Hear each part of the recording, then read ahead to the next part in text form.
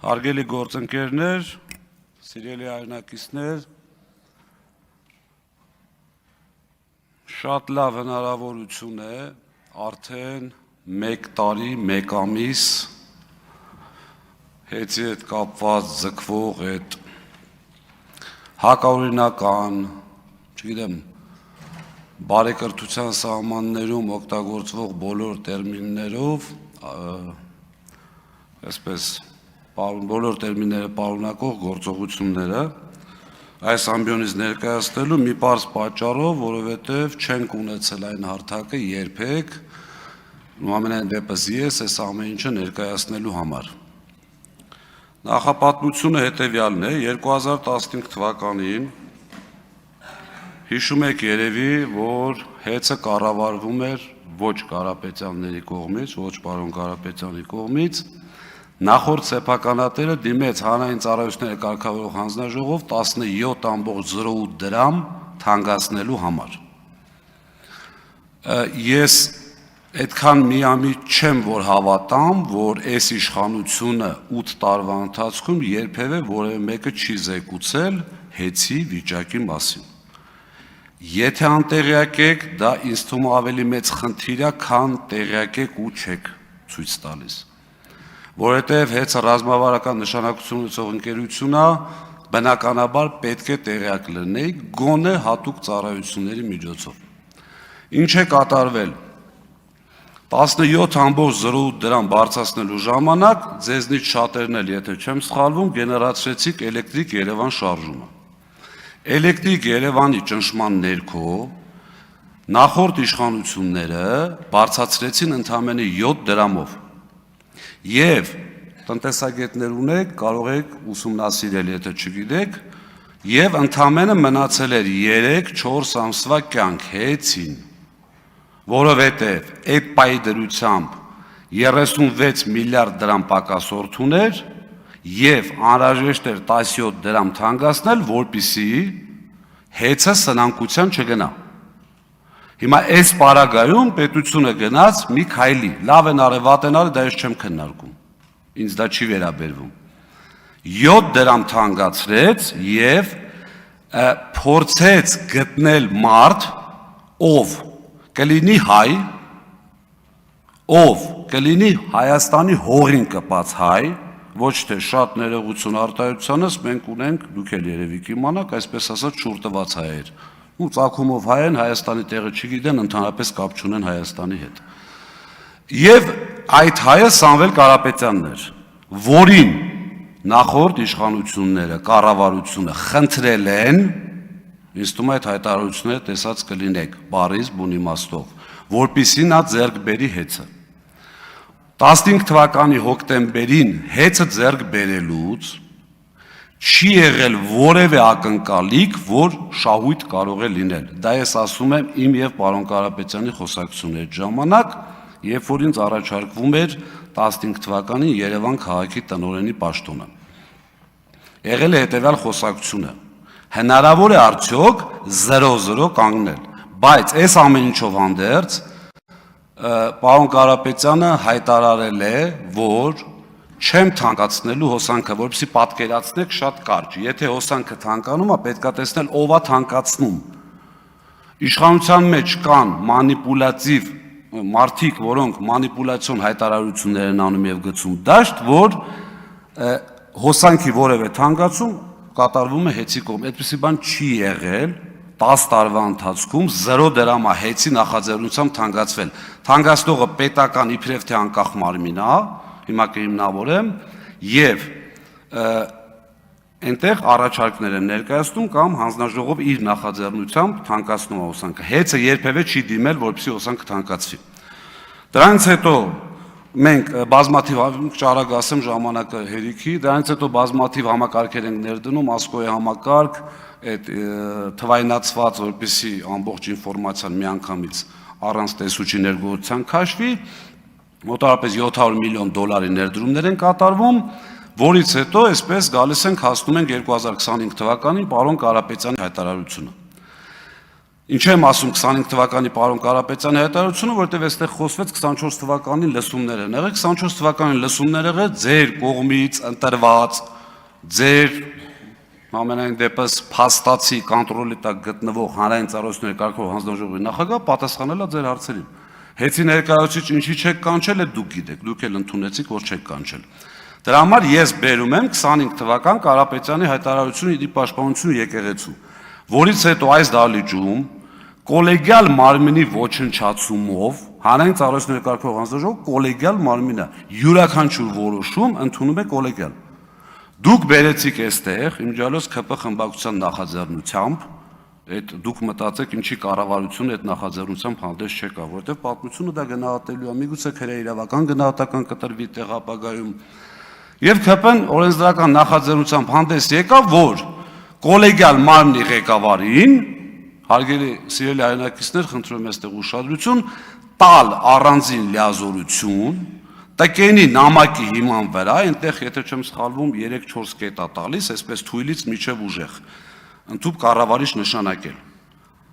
Մի անձին եմ նշանակել կառավարիչ, եւ բնականաբար այդպես է պետք է լիներ, տկենը նամակը գրեց 9 կետով, հետո հանրային ծառայությունների կարգավորող հանձնաժողով լիցենզիայի զրկման ժամանակ այդ 9 կետից չեմ հիշում, եթե եկած լինի 1-2 կետ եկած լինի, բնացածը դուրս եկավ եւ ընտրվեց ամենա, այսպես ասած, ես ռուսերեն ասեմ, ինչ ուզում եք, ում հետ ուզում եք կապեք, դա ձեր խնդիրն է, սա կոչվում է ռեյդերսկի զախվատ, որովհետև վերցրեցին մարդու սեփականության վրա բերեցին, օրենքը փոխեցին, մեծամասնություն իրենց տակ կառավարությունը նշանակեցին, բերեցին իշխող կուսակցության վարչության անդամ, նշանակեցին այդտեղ կառավարիչ ու ասեցին, որ դու պետք է ենթարկվես ԿՊ հասարակ անդամի, որը այդ անդամակցությունը դադարեցրել է, որ դառնաք հանձնաժողովի նախագահ, որը հնարավոր չէ, դուք էլ լավ գիտեք։ Եվ այդտեղ այնուհետև եկավ նոյեմբեր ամիսը, լիցենզիայի զրկումը, այնտեղ օրեր ա տևել, շատ կարճ էին ուզում ավարտեն, հետո էլ հայտարարում են երկար քննարկեցինք, եթե ուշադիր եղած ելնեք կամ ձեզ հետաքրքիր եղած ելնի, ամենայն դեպս մեր հայրենակիցներից շատերից ես ստացել եմ այդ ինֆորմացիան, որ բավականին ուշադիր նայել են եւ այդ հայտարարությունը պատկերացնում էին։ Որոշումը պատրաստ դրած, ես այնտեղ հայտարարել եմ, գոնե գնայիք խորհրդակցեիք։ Նիստը վերջացավ թե չէ, միանգամից քվեարկեցին։ Որևէ այսպես նորմալ բան չասվեց, որից հետո լիցենզիայից զրկեցին, մենք գնացինք վարչական դատարան, արբիտրաժ եւ այլն, Հայաստանի Հանրապետությունը չկատարեց արբիտրաժի որոշումը, որը շատ տրամաբանական էր, այսինքն Հայաստանի Հանրապետությունը խնդրեց, եկավ միացավ ինչ որ մի հռչակագրի, ինչ որ մի արբիտրաժի եւ նրա որոշումը չկայացրեց, ստատուս քվո պայելու հետ կապված, այսինքն նրանք ինչ էին ասում, ես գործ եմ քննում, սպասեք գործը քննեմ, կարող է հետո իմ որոշումը լինի ձեր արածի հակառակը, ոնց եք հետ փոխելու։ Այդ թվում իմիջիայլոց համանդրական դատարանում կար գործ այդ ժամանակ ընդդիմադիր պատգամավորների դիմումով, վարչական դատարանում կար գործ, ձեր համար միևնույն էր։ Եվ այդ ամեն ինչը տեղի ունենալուց հետո բնականաբար կառավարիչը նշանակվում է, գալիս է առաջի օրը շենք չմտած ինձ ազատում աշխատանքից, երևի հասկանալով, որ լավ օրեր չի սպասվում աշխատանքային առումով եմ ասում այդտեղ, որից հետո հայտարարվում է այսպես ասած առանց փաստական հանգամանքների հանձնագործներ, թալան եւ այլ, եւ ես մի առաջարկով եմ հանդես գալիս, շատ ուղիղ կառավարչին եւ հանրային ծառայությունների կարգավորող հանձնաժողով նախագահին, հաշվի առնելով, որ հմեկը վաղուց արդեն ձեր սեփականությունն է, ոչ թե հանրային հեռուստաընկերություն, ես չեմ կարող կազմակերպել, խնդրում եմ, դուք կազմակերպեք ուղիղ եթերում բանավեճ, դուք մեր հայրենակիցներին ասում եք, հեծը թալանել են, հեծը էս են արել, իմջոց պարոն Կոնջորյան, բարեկրությունից եք խոսում, դուք ասեք, թե պարոն Ալեքսանյան, այլանդակություններ են կատարվել, ես հիմա այդ գայթակղությունը շատ մեծ է, որ ասեմ, այլանդակությունները որտեղ են կատարվել եւ ում օրոք, բայց ձեռնպարկը մնամ, պարոն Ռուբինյանի հորդորին կհետևեմ եւ բնականաբար արձագանք չի լինում, անգամ հմեկը գոնե այդ ձևական կողմը պահելու համար ասել լավ, մի հատ գրություն են գրել, կառավարիչը չի գալիս, հանձնաժողովի նախագահը չի գալիս, պարոն Ղազնինյան, դուք եկեք մի հատ տենենք ինչա, չէ, տենց փագա եւ վերջ, որից հետո հայտարարվում են բազմաթիվ քրեական գործեր, մենք տեսել ենք, չէ, այստեղ էս ճակերտների մեջ տերորիզմի հետ կապված գործերը Բագրատ Սրբազանի հետ կապված մի քանի ամսում արագ գնացին դատարան, բայց ինչ որ հավելագրումների հետ կապված թեմաները էս մի տարիա քննվում, հələ չգիտենք ինչ։ Այսինքն շատ պարզ էր, որ այստեղ ընդհանրապես պետք էր փորձել կամ ձեր կարծիքով հաջողել, որը իմ կարծիքով չի ստացվել նաև մեր հասարակության, ես մի հարց տամ էլի, մենք կարող ենք խմբակցության անունից հիմա գումարել։ Որովհետև Դուք հիմա խոսեք, եթե հիմա խմբակցության ղեկավարն ինձ ասի, որ գրություն կուղարկեն, շատ լավ խմբակցության անունից շարունակեք։ Բայց կզրկվեք վերջում խմբակցության անունից ելույթից, դա իմաց։ Շարունակեք։ Եվ դրանից հետո արդեն կատարվում է այն ինչի դեմ դուք պայքարել եք։ Առաջին հերթին դուք, ինչպես նաև մեր ժողովրդի մի ստվար զանգված։ Սկսեցին ազատվել աշխատակիցները ըստ ցուցակների, բառից բուն իմաստով, ով կապ ունի Կարապետյանների հետ, ում ընդհանրապես Ղազինյանը ճանաչելով, չճանաչելով բերել գործի, պատասխանը շատ պարզ էր, մեր հետ էս թե չէ, ուղիղ, այնքան ուղիղ, իմիջիայլոց ձեզ ասեմ, որ ունեմ ինֆորմացիա եւ այնտեղից դուրս եկող մարդիկ են ասել, բնականաբար ոչ մեկ այսօր չի գալու ստեղից ասի, հայտնվի այնտեղ, որտեղից ես եմ դուրս եկել շատ արագ, որ կառավարչի սեղանի վրա դրված են եղել մարդկանց, այսպես ասած, պատմությունները, ոնց է կոչվում այդ, անձնական գործերը, ԱԱՑ-ի այդ բանով, թղթի վրա։ Հիմա բնականաբար այդ ամբողջ ինֆորմացիան ունենալով հանդերձ եղել են մարդիկ, մեր ուրախություն մեզ, որ դավաճանությունները այդ առումով շատ քիչ են, այո, եղել են մարդիկ, որոնք համաձայնվել են այդ պայմաններին, մնացել են ճիշտ է, դե տակից SMS են գրում, դե կներեք եւ այլն, բայց աստված իրանց հետ ամեն մեկ իր հացի հարցն է լուծում։ Ուրեմն դրանից հետո բազմաթիվ առաջարկներ, եղբայր, եկեք, ընդունում հանձնում անենք։ Դուք 6800 աշխատակից ունեցող, մինչև $1 միլիարդ ընկերություն, արժեք ունեցող ընկերություն եք խլում։ Իմիջիայլոց ձեզ ասեմ, այդ խլելն էլ պետությունը չէ, իշխանությունը ձերն է, դրա համար եք խլում։ Այլ պարագայում դուք մեզնից ոչ մի բան չեք կարող խլեք։ Քննչականն է ձերը, ազգային ժողովն է ձերը, ԱԱՑ-ն է ձերը, միայն հանգարց որից է մեկը չմտածի, որ Սամվել Կարապետյանից կամ մեզնից մեկը կարա այս գրիչը խլի։ Խլել եք, որովհետև ուժայիններն են ձերը, ու մենք չենք լռել, ուղղակի էդ է։ Հիմա եթե գնում որոշ ազգային ժողովը որոշում է, որ միանձնյա ինչ-որ մեկ ինչ-որ բան պետք է անի, կներեք դրա դեմ, չգիտեմ, արդեն հակասահմանադրական ճանապարհներն են գալիս, որին ես դեմ եմ։ Ուրեմն ու սկսվում է այդտեղ հանձնաժողովի ոչնչացման գործընթացը։ Իմիջիայլոց ձեզ ասեմ, հանրային ծառայությունների կարգավորող հանձնաժողովը ունի բազմաթիվ գործառույթներ կարգավորվող ընկերությունների նկատմամբ։ Դրանք են մոնիտորինգներ, վարույթներ, ընդհանուր միջև լիցենզիա զրկում, բայց կոլեգիալ, այսինքն կոլեգիալ պետք է զրկեն, ձեզ ասեմ, որ ձեր կողմից կառավարվող փաստացի հանձնաժողովի ու համարյա բոլոր անդամները բացի ընդդիմադիր անդամից աշխատում են շատ վաղուց։ Ձեր կողմից նշանակված նախագահը, ինչ եմ ասում նշանակված ոչ թե ընտրված, որտեղ նա նշանակված է։ Ձեր կողմից նշանակված նախագահը 20 թվականին, եթե չեմ սխալվում, պատերազմի ընթացքում էլի եղել է հանրային ծառայությունների կարգավորող հանձնաժողովի անդամ։ Մենք էլի շփվել ենք իրար հետ։ Երբևէ որևէ անդամ չի այսպիսի մտահոգություններ արտահայտել։ Երբևէ, ասեմ ձեզ ավելին, ապրիլ ամսին իր աշխատասենյակում Մեսրոպին ուղիղ հարց եմ տվել։ Իհարկե աշխատանքային անձնական խոսակցությունը երբեք չեմ բացի, այդտեղ ավելի վատ բաներ կա, բայց չեմ անի երբեք։ Դա իմ համար կարմիր գիծ է։ Ասում եմ Մեսրոպյան, հեծը ինչ վիճակում է գտնվում։ Ուղիղ տղամարդու պես աչքերին նայելով, կրիտիկական է վիճակը։ Չէ, պարոն Ղազինյան, ինչ եք ասում, ինչ կրիտիկական։ Ասում եմ, բա ինչ ես ուզում։ Ասում եմ, խնդրում եմ իրար հետ աշխատենք։ Պարոն Կարապետյանին էլ եմ ասել։ Ասում եմ, ի՞նչ է պատասխանը պարոն Կարապետյան, ասում ասել է սիրով։ Ասում եմ, ես էլ եմ ասում, 20 թվին չենք աշխատել, այդ եկար դարար նախագահ բան փոխվեց, սենց կիս կատակ։ Ու մի հետաքրքիր բան էլ ասեմ, սա ինքնագովեշ չընդունեք, ես երկար տարիներ ղեկավարել եմ իրացման ոլորտը, իրացման տնօրինությունը, որը այս ձեր ասած կիլովատի առքու վաճառք, հավելագրում եւ այլ,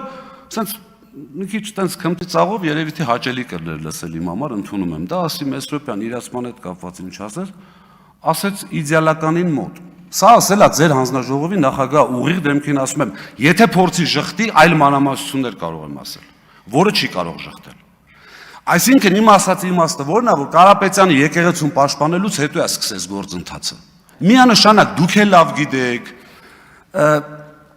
ունեք փող վարչապետ, որը եղել է Արջին բանկի, եթե չեմ սխալվում, կառավարիչ։ Այն ժամանակ հեծ ունեցել է Արջին բանկում վարկ։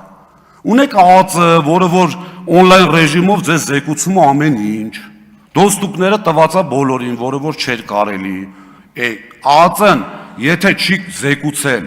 որ հեծ ինչ վիճակում է եղել կամ եկեք մի այսպիսի հանգամանք, էլի։ Դուք կառավարող ուժ եք, դուք իշխանություն եք։ Եթե ձեր իշխանության գալուց հետո 7 տարի հեծը կարողացել է մասսայական հավելագրումներ անի, հեծը կարողացել է կիլովատի արքու վաճառք անի եւ ձեր ասած թալանն անի, ու շատ ներողություն, խիստ անհրաժեշտություն է դառնում իշխանության փոփոխությունը։